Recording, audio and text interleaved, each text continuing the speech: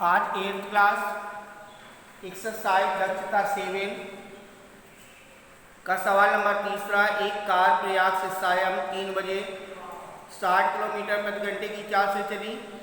1 घंटे बाद दूसरी कार उसी सड़क पर 80 किलोमीटर प्रति घंटे की चाल से उसी कार को पकड़ने के लिए चली। कितने किलोमीटर पर वह पहली कार को पकड़ लेगी? तो पहली कार 3 बजे चलती है वो 60 किलोमीटर प्रति घंटे की चाल से, और दूसरी कार 80 किलोमीटर प्रति घंटे की चाल से 1 घंटे बाद यानी कि सायं 4 बजे चलती है। कह रहा है कितने दूर चलने के बाद वो एक दूसरे से मिल जाएंगी या एक दूसरे को पकड़ लेंगी। तो माना पहली कार को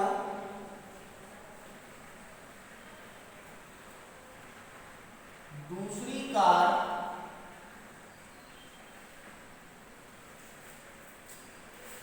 x किलोमीटर पर पकड़ेगी।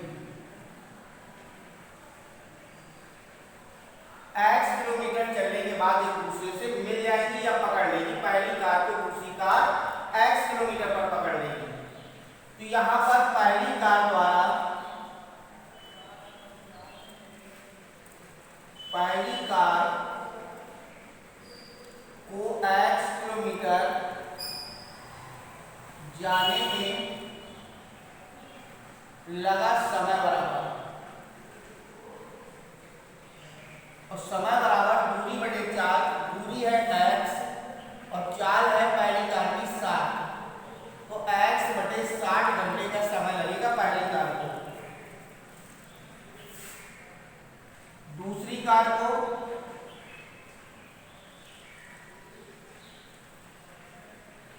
x किलोमीटर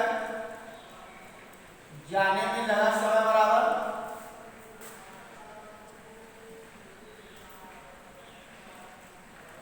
x बटे 80 घंटे, और ये समय का जो अंतराल है वो 1 घंटे का है।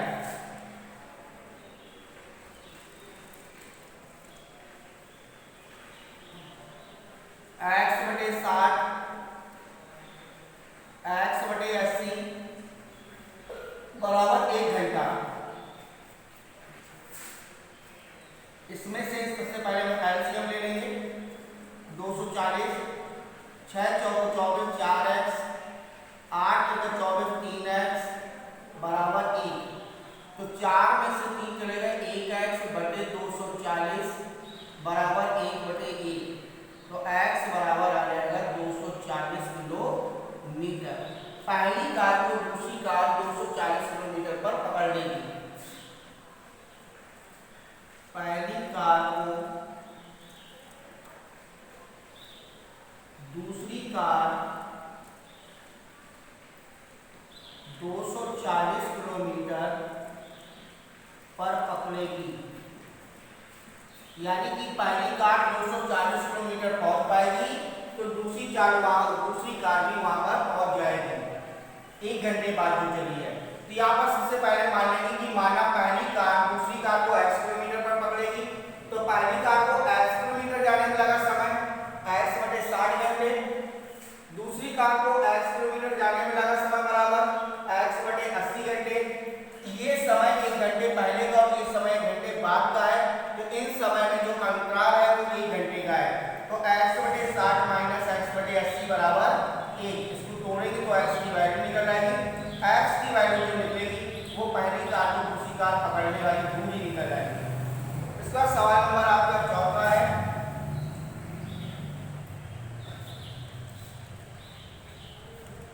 चौथा सवाल कह रहा है कि 2 स्टेशनों के बीच की दूरी 340 किलोमीटर है।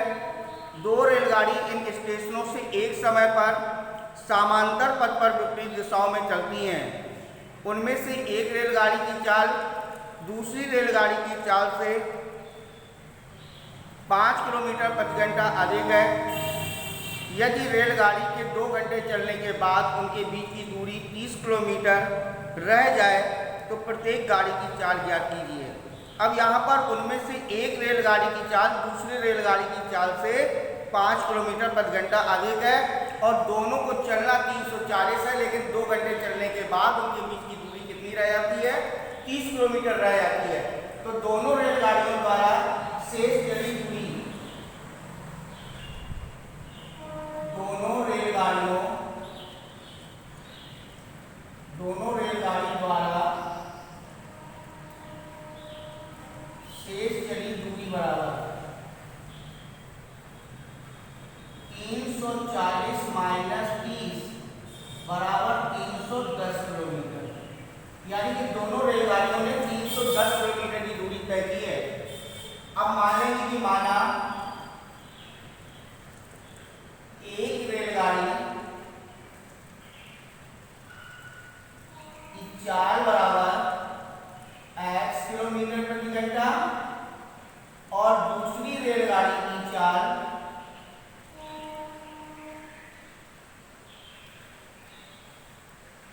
बराबर x माइनस 5 किलोमीटर प्रति घंटा। क्योंकि दूसरी रेलगाड़ी से पहली रेलगाड़ी की चाल जो है वो 5 किलोमीटर प्रति घंटा अधिक है। अब दोनों रेलगाड़ियां कितने घंटे चलती हैं? 2 घंटे चलती हैं। तो एक रेलगाड़ी द्वारा चली गई दूरी, एक रेलगाड़ी द्वारा चली दूरी बराबर 4 इंटू समय, 4 इंटू समय और 4 है आपकी x और समय 2 घंटे बराबर 2x किलोमीटर। 2x किलोमीटर पहली रेलगाड़ी चली है।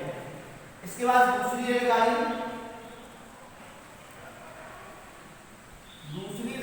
द्वारा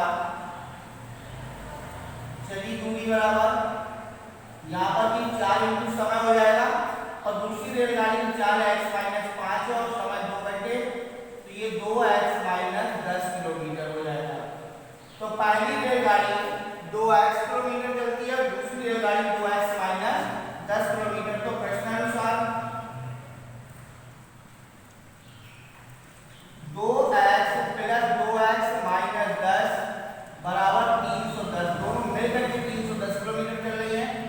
2 और 2 4x बराबर 310 प्लस 10, तो 4x बराबर 320, 4 से काटो 4 32, x बराबर 80 किलोमीटर प्रति घंटा। ये चाल निकल आई। तो एक रेलगाड़ी की चाल बराबर, एक रेलगाड़ी की चाल बराबर 80 किलोमीटर प्रति घंटा और दूसरी रेलगाड़ी की चाल बराबर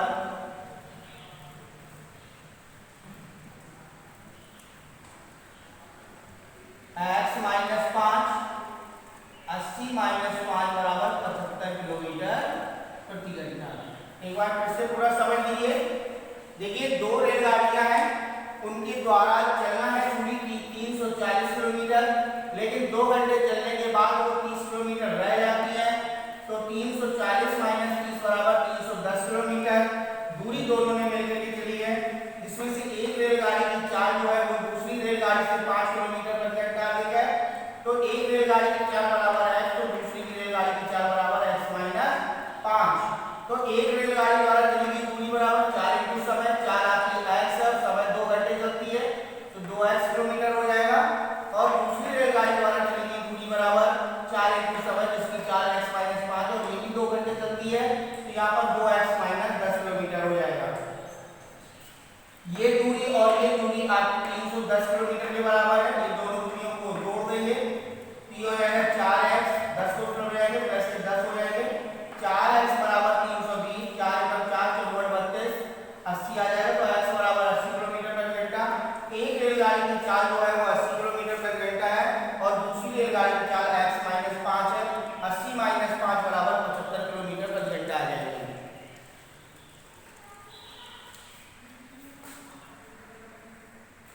वाले नहीं चाहिए सवाल।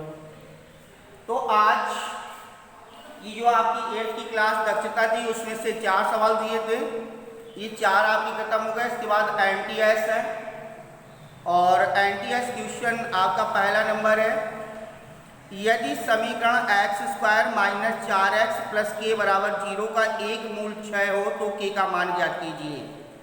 तो एलडीएस का पहला क्वेश्चन है, यदि x square minus 4x plus के बराबर 0, माइनस 4x प्लस के बराबर 0 का एक मूल 6 है तो के का मान। तो यहां पर के का मान निकालना है और एक मूल दिया गया है। देखिए दो घात समीकरण है तो दो घात समीकरण के दो मूल होते हैं, अल्फा और बीटा, जिसमें से कोई भी अगर एक मूल दिया है और उस मूल का मान अगर हम समीकरण में रखेंगे तो समीकरण आपका पूरा का पूरा क्या हो जाएगा, 0 हो जाएगा। तो यहाँ पर एक मूल आपके पास 6 दिया है तो यहाँ पर x बराबर कितना आ जाएगा, 6। तो x बराबर 6 रखने पर तो ये 6 का whole square minus 4 into 6 plus के बराबर 0। तो 6 छम 36, 6 चौक 24 प्लस के बराबर 0। तो यहाँ पर 12 प्लस के बराबर 0 तो के बराबर आ जाएगा माइनस के 12। तो ये के का मान निकल आया क्योंकि एक मूल दे रखा था, एक मूल आपके पास दिया हुआ था। तो वो जो मूल है वो x की वैल्यू है, x बराबर 6 तो x की जगह पे 6 रखने पर यहाँ पर 6 रखेंगे तो 6 का होल स्क्वायर हो जाएगा माइनस 4 इंटू 6 प्लस के बराबर 0। क्योंकि जब मूल का मान रखते हैं तो समीकरण का मान पूरा 0 होता है और पहले से भी 0 दे रखा है। तो 6 छम 36, 6 चौक 24 प्लस के बराबर 0। तो 36 में 24 घटाएंगे 12 प्लस के बराबर 0 तो के बराबर माइनस के 12 आ जाएगा। इसके बाद सवाल नंबर आपका दूसरा है, कह रहा है कि x की power 4 plus 2x square plus 9 की गुणनखंड कीजिए। तो x की power 4 plus 2x square plus 9 का गुणनखंड कीजिए। तो बेटा यहाँ पर एक चीज और है, अगर इसके हम डायरेक्ट गुणनखंड करें तो डायरेक्ट गुणनखंड करने पर गुणा करने पर 9 आ जाए और जोड़ने पर 2 आ जाए। तो ऐसी कोई भी संख्या नहीं है, 3 का 9, 3 3 6 होते हैं, 9 1 9, 9 और 1 10 हो जाएंगे या 9 में से जाएगा 8 हो जाएगा। तो ऐसी कोई भी संख्या नहीं है जो आप साधारण तरीके से निकाल सकें। तो जब हम साधारण तरीके से नहीं निकाल पाते गुणनखंड, इनको पूर्ण वर्ग बना करके गुणनखंड करते हैं। तो जिसमें सबसे पहले किसका वर्ग बनना है, x की पावर 4 का। तो x स्क्वायर का होल स्क्वायर, ये a स्क्वायर हो गया। फिर इसके बाद 9 का होल स्क्वायर, 9 का वर्ग बन जाएगा 3 का होल स्क्वायर। तो x स्क्वायर का होल स्क्वायर प्लस 3 का होल स्क्वायर, तो a square plus b square. और पूर्ण वर्ग बनाने के दो भाग हुए हैं, a प्लस b का होल स्क्वायर और a माइनस b का होल स्क्वायर। तो या तो a प्लस b का होल स्क्वायर बना लें या फिर a माइनस b का होल स्क्वायर। तो x स्क्वायर का होल स्क्वायर प्लस 3 का whole square plus 2 into x square into 3 minus 2 into x square into 3। देखिए a square plus b square plus 2ab जोड़ेंगे तो भी आपका पूर्ण वर्ग बनेगा, माइनस 2ab जोड़ेंगे तो भी पूर्ण वर्ग बनेगा, और प्लस आपका लिखा हुआ है 2x स्क्वायर। तो a square plus b square plus 2ab ये बन जाएगा a प्लस b का होल स्क्वायर। तो a की जगह पे x स्क्वायर और b की जगह पे 3, तो x स्क्वायर प्लस 3 का होल स्क्वायर और 3 दूनी 6x स्क्वायर और plus 4x square 2x square. तो 6 में से 2 घटा देंगे तो कितना बचेगा, 4x स्क्वायर। तो x स्क्वायर प्लस 3 का whole square minus 4x square. तो x स्क्वायर प्लस 3 का होल स्क्वायर माइनस 2x का होल स्क्वायर। अब ये फार्मूला बन गया a square plus b square, और a square plus b square बराबर होता है a प्लस b और a माइनस b। तो यहाँ पर आ जाएगा x स्क्वायर प्लस 3 प्लस के 2x और x स्क्वायर प्लस 3 माइनस के 2x। इनको क्रम से लिख देंगे, x square plus 2x plus 3 और x ये आपके 4 घात जो समीकरण दे रखा था उसके आपके फैक्टर हो गए x² + 2x + 3 और x² - 2x + 3। इससे एक बात समझ लो कि जैसे आपके पास दिया है x⁴ + 2x² + 9 का गुणनखंड करना है। इसके अगर हम डायरेक्ट गुणा करेंगे तो गुणनखंड नहीं होंगे, इसको पूर्णवर्ग बना करके गुणनखंड करेंगे तो ये पहले पद का होल स्क्वायर हो जाएगा, ये दूसरे पद का होल स्क्वायर हो जाएगा, a² + b² हो जाएगा, प्लस 2ab जोड़ देंगे -2ab जोड़ देंगे तो प्लस 2ab जोड़ने पर a + b का होल स्क्वायर हो जाएगा और माइनस जोड़ेंगे तो a - b का होल स्क्वायर हो जाएगा। तो यहाँ पर प्लस वाले का उपयोग कर लेते हैं कि a² + b² + 2ab तो a + b का होल स्क्वायर बन जाएगा 3 × 6x² + 2x²। तो x² + 3 का होल स्क्वायर 6 में से 2 चले जाएंगे 4 आ जाएगा, 4 किसका वर्ग बन जाएगा 2x का होल स्क्वायर बन जाएगा। एक बार प्लस में और एक बार माइनस में लिख देंगे। इसके बाद अंतिम सवाल है आपका एनटीएस का तीसरा।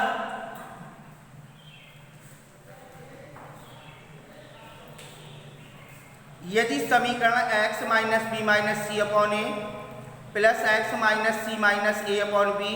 + x - a - b/c = 3 को हल करने पर x का मान ज्ञात कीजिए।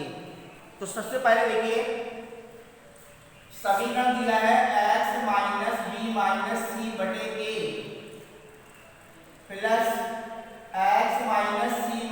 - b - और प्लस x - a - b/c = 3। तो यहाँ पर x का मान निकालना है। देखिए आपके पास 3 बिंदु दे रखे हैं और यहाँ पर भी 3 है, ये 3 आपका प्लस का है, अगर इस तरफ लाएंगे तो माइनस का हो जाएगा। अब माइनस के होने के बाद अगर हम तीनों पदों में अगर बांटेंगे तो तीनों को एक एक मिलेगा, तो यहाँ पर सबको एक एक बांटेंगे। x - b - c/a -1/a plus x - a - b -1/a और प्लस x - a - b/c -1/1 बराबर आपका 0 हो जाएगा। तो ये 1 1 1 3 हो गए और माइनस की तरफ आएंगे तो माइनस के 3 हो गए। अब यहाँ पर आपके पास 3 बिंदु तैयार हो गए, ये अलग कर लो, ये अलग कर लो और ये वाली अलग कर लो। इसका जो एलसीएम है वो आ जाएगा a और प्लस इसका एलसीएम b और ये लास्ट वाले का एलसीएम जो है वो c आ जाएगा बराबर 0। a से a कैंसिल हो जाएगा, x - b - c और a एकम a, यहाँ पर b से b कैंसिल हो जाएगा, x - c - a और माइनस का b आ जाएगा। यहाँ पर c से c कैंसिल हो जाएगा, x - a - b और c एकम c। इनको क्रम से लिख लो, x - a - b - c/a plus x - a - b - c/b और plus x - a - b - c/c बराबर 0। अब ये तीनों पदों में जो हमें कॉमन मिल रहा है वो मिल रहा है x - a - b - c common ले लिया तो यहाँ पे आ जाएगा 1/a 1/b और 1/c बराबर 0। तो एक बार इसके बराबर 0 एक बार इसके बराबर 0 करोगे तो x - a - b - c बराबर 0, तो x बराबर a + b + c, क्योंकि ये तीनों पद उस तरफ जाएंगे तो माइनस के प्लस के हो जाएंगे। दूसरा 1/a plus 1/b plus 1/c not equal 0, क्योंकि ये 0 नहीं हो सकता क्योंकि इनके तीनों के मान अलग अलग है। किसी एक का मान होता तो यहाँ पर समीकरण का मान 0 होता, जैसे यहाँ पर x की वैल्यू है ऐसे यहाँ पर किसी की भी वैल्यू होती तो उसका मान 0 हो सकता था, इसलिए 0 नहीं है, नॉट इक्वल हो जाएगा। इस तरीके से इनको हम हल करेंगे। तीसरा सवाल पूरा तो एक बार समझो, x - b - c/a plus x - c - a/b plus x - a - b/c बराबर 3 है। 3 को इस तरफ लाओगे तो माइनस के हो जाएंगे और 3 माइनस के हो जाएंगे तो 3 को एक एक करके हम बंटवारा कर देंगे, तीनों पदों को एक एक दे देंगे। इसके बाद पहले वाले में a एलसीएम आ जाएगा, दूसरे वाले में b और तीसरे वाले में c। यहाँ पर b से कैंसिल हो जाएगा, x minus b minus c और a का a हो जाएगा। इसी तरीके से क्रम से तोड़ते जाएंगे, वो क्रम से लिख लेंगे। क्रम से लिखने के बाद कॉमन ले लेंगे। कॉमन लेने पर इन दोनों पदों के बराबर 0, तो यहाँ पर x minus a minus b minus c बराबर 0, तो x बराबर ये तीनों पर माइनस के उत्तर जाएंगे, तीनों पर प्लस के हो जाएंगे और यहाँ पर 1/a plus 1/b plus 1/c not equal 0 हो जाएगा। तो x की जो वैल्यू आई है x बराबर a plus b plus c, ये आपका आंसर आ जाएगा।